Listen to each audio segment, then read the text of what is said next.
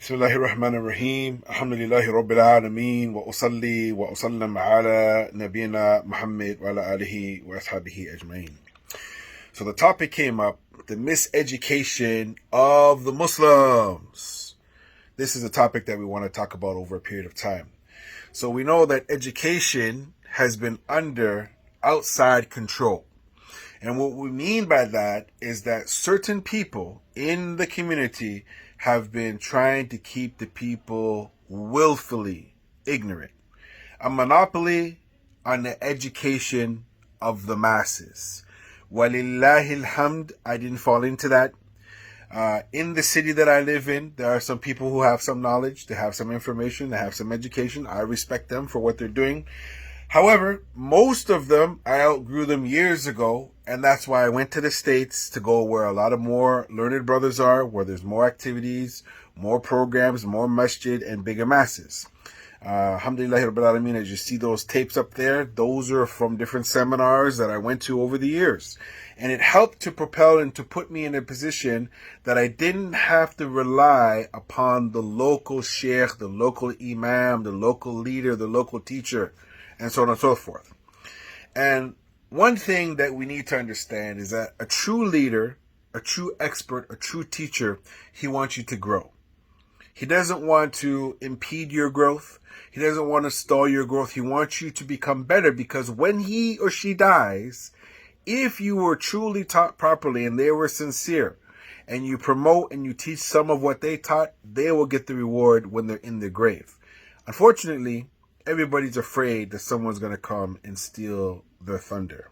And this has become a major plague in the dawah in the city that I live in. So we need to elevate the people, and real elevation is to help them to help themselves. To help them to help themselves, that they're not dependent upon the teacher that they had. The teacher actually gives them the skill set and helps them and works with them. And if the teacher needs that person, they willfully come back and they want to work with them and help them out in any way that they can. So it's like the story of the person who's hungry.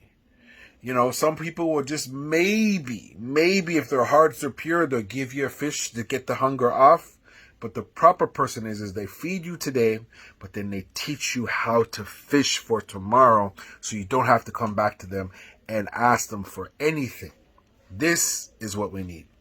So, alhamdulillah Rabbil Alameen, I'm still developing, I'm still growing, but I've had a few good teachers over the years. They showed me how to research some issues like tafsir, hadith, Arabic, business, marketing, health, wealth, and knowledge of self, and many more things. There has been a major effort in trying to miseducate the Muslims and keep them dumb.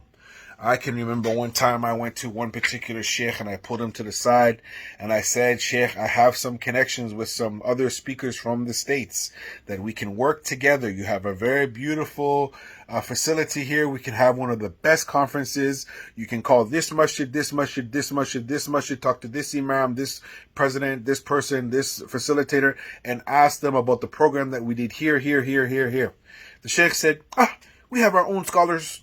I am a scholar. We don't need those other brothers. As if he couldn't learn anything from the brothers in New York and New Jersey and Philly and Chicago and LA and. Because he's afraid that if someone comes with a better gift of gab, more knowledge, more Arabic, more skill set, that people will sit there and say, hey, you know what? Our imam ain't really that good. Our imam ain't really teaching the way he should. We need more. We need to hold these people accountable. That's what a lot of the people are afraid of. It's a sad thing. The miseducation of the Muslim. I recently heard, and may Allah bless the sheikh, he's a good-hearted man. I recently heard, and inshallah, when I get a chance, I'm going to try to advise him and correct him. He said in his khutbah, La ilaha illallah means there's no God but God, and that is a khata azima. There are other aliha, there are other gods that people worship. Perfect example, people worship Isa and Maryam, people worship the sun, the moon, people worship all kinds of things. So this shows you that we need to go back to the basics and correct some of the things, because the Muslims have been miseducated, and unfortunately this is one of the root causes on why our youth are going astray, and our youth are filling the jails. What a massive fail. Oh Allah, help us out. Oh Allah, help us out. Oh Allah, help us out. Wallahu musta'an, wallahu musta'an, wallahu musta'an. Assalamu alaikum.